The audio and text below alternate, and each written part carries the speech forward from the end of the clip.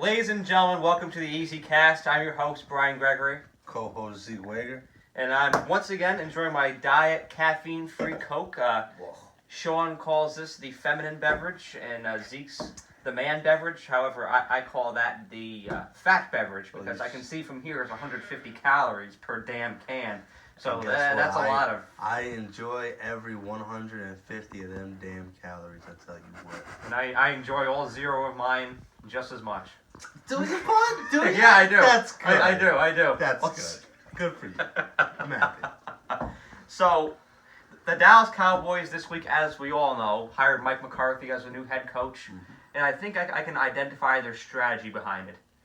Jerry Jones looked back and said, quote unquote, he checked all the boxes. But the largest box that he checked was easy to manipulate. He is I can tell that Mike McCarthy is an easy guy to manipulate. Yeah, a little bit. Right, and I think the Cowboys are just reverting back to what they're comfortable with. You know, somebody that's in there, Jerry Jones can hover over him, and he's not going to get backlash. Yeah. Well, the Cowboys' ultimate fear is somebody who's going to challenge the status quo.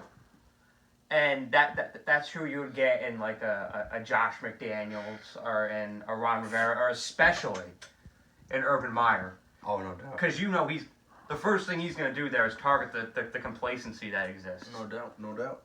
So you can have as little of a culture change as possible, which is what they need. Right. Because that team is not going to win. They're going to continue to get dominated by the Eagles until they have a culture change. Continue to embrace the change and eliminate the stagnancy that exists right now. Yeah, Mike McCarthy, I mean, in Dallas, it's going to be kind of the same thing as in Green Bay, you know. He doesn't have a lot of the say of what's really going on, what's going to happen, so not much is going to change there for Mike McCarthy, but the way Jerry Jones is looking at it is, you know, he brought Green Bay to the Super Bowl, so I can't bring Dallas. Well, let me tell you something, Dallas, okay? You got Dak Prescott, you got Jerry Jones. It ain't going to work, bud. So, I like Mike McCarthy. I'm happy for him that he's back in the league coaching again. I think Dallas is going to be a tough place for him. I don't really know how it's going to work out. I think that they'll be better under Mike McCarthy than they were Jason Garrett. I think they'll be better. I think they do have the possibility to win the division. Well, if not, then clinch a wild card spot this coming year. Yeah, the division's a joke, by the way. Do I see championship level? No. Especially because of the competition that exists in the NFC, i.e., San Francisco 49ers, Green Bay Packers, Minnesota Vikings now. Mm-hmm. So they'll be facing that. But just I do like the hire. Mm-hmm. I like it, but to a certain degree, and I'll give the one reason why I do like it is because Mike McCarthy is saying that he's going to introduce analytics to the team, which is something that didn't exist with Jason Garrett. Mm-hmm. So that will definitely advance the organization forward. But for sure, overall, I like the hire. So how about we go somewhere else in the division? And let's look at the Washington Redskins hiring Ron Rivera. I think that of all the destinations that he could have selected, he did go with the best one of all destinations available, because you consider it when you look at Dallas, you have the most controlling owner in the NFL. Mm-hmm. When you look at the Giants, you have the highest amount of pressure, which is a reason why all teams there are dumpster fire besides New York Yankees, because they can buy themselves out of anything. This is true, actually. And the Cleveland Browns have just these deep, uncurable fractures right now, to where whoever goes there will end up being a quote-unquote failure with regard to their record. Yeah. So I think that, obviously to me, the best job out there was the Panthers, but he got fired from that.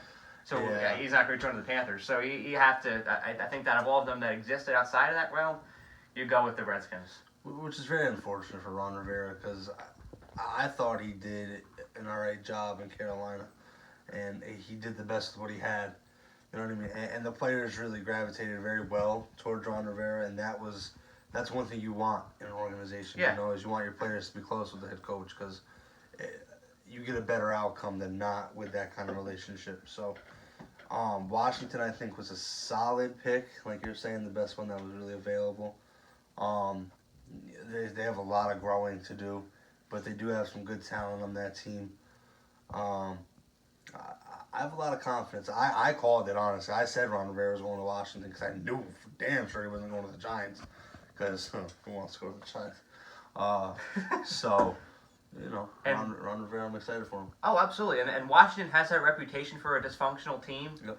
But you have to recall, this year they had instability at the quarterback position. Yeah. The year before, they were leading the NFC East until December, when Alex Smith got hurt against the Texans. Or I correct myself, that was the last week in November. And he what was he? Tore his ACL. Yeah, he tore his ACL out for the year. That was detrimental to the team, and they never returned to that same identity. But they're revivable, is all that I'm saying. No, they can be revived. It's easier than the Giants or Cleveland to me. I agree. Also, if Washington has Alex Smith at quarterback, a lot of things are different there for a lot of different reasons. The talent that you could possibly bring in is probably different. Alex Smith is obviously a lot better option than either one of the ones they got now. I mean, Dwayne Haskins he's Dwayne Haskins. So I think that they should trade. They should follow a similar approach to Arizona. They should trade Dwayne Haskins and acquire or draft somebody that's going to fit Ron Rivera's coaching style the best. I don't know. So we'll see where Ron Rivera wants to take that team. And now we have two more, since we're talking coaches now. Okay. Joe Judge. I think there's two routes that could have taken with the Giants. One was the Giants were being impulsive as a result of the pressure that they face from being in New York City. A lot of New York teams tend to listen to the media and their fans too much. They don't think independently as much. That's what I'm worried about. They just said, okay, it was like a panic move. Okay, we have to hire a coach, Joe Judge. Like, okay, quick, who's first from the top of my head? Joe Judge. Or it was visionary. Just think about John Harbaugh was a special teams coach. And a lot of times when you listen to the media suggestions of coaches who are available, you'll end up messing up your future. Absolutely. I heard one the other day. This is how creative you have to be about bringing Tony Dungy back. Like I feel like that, our special teams coach, that's sometimes you get punished for it, but you have to take the road less traveled. I agree. I think that I was certainly a little somewhat surprised by it.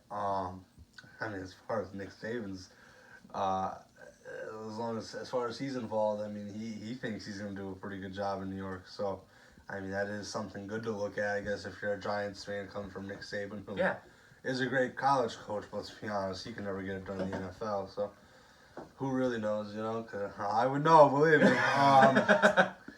But I think that for the Giants, it's something different. Like you said, it's something different than what the media wanted. I think that's ultimately what's best for the Giants. The Giants want to stay out of the media as much as possible, but it's just, you're in New York, it's not going to happen. I don't know. I don't. Anyone that takes that job is going to have a hard time with that, I think. If I were a coach, I would never take it. I would turn it down every time. Giants or Jets, I would turn it down. It's just too. It's a hard spot to be in. So who knows where he'll go? Sometimes, you see guys that come out of that organization. You know which one I'm talking about. Oh yeah. I'm not gonna say the name, but that one. You get some guys such as Brian Flores, who I have a lot of faith in and looks very, very good as of right now, I would say. So you never really know what you're going to get sometimes. It's going to shock you. So how about let's move on to the last one.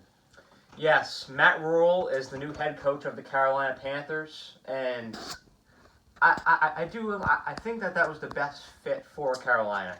Yeah. Because he's now tenured in the South. He's been with Baylor for the past 3 years.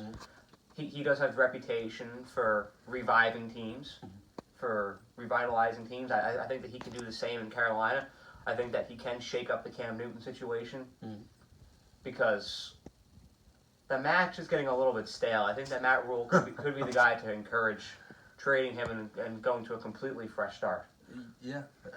What Carolina's losing out on is the longer you keep Cam, the less you're going to get for him when you do trade him. Yeah. You got to look at that. If I'm Carolina, I'm trading him now to get everything I can because Cam Newton's certainly gone down in his production. So at the end of the day, you're just shooting yourself in the foot. So Cam Newton, it's time to move on from Cam.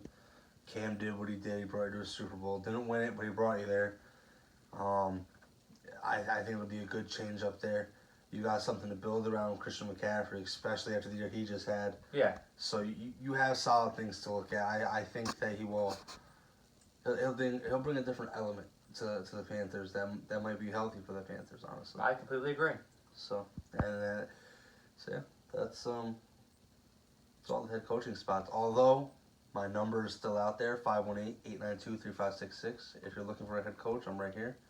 Give me a call. Thank you. Call into the show.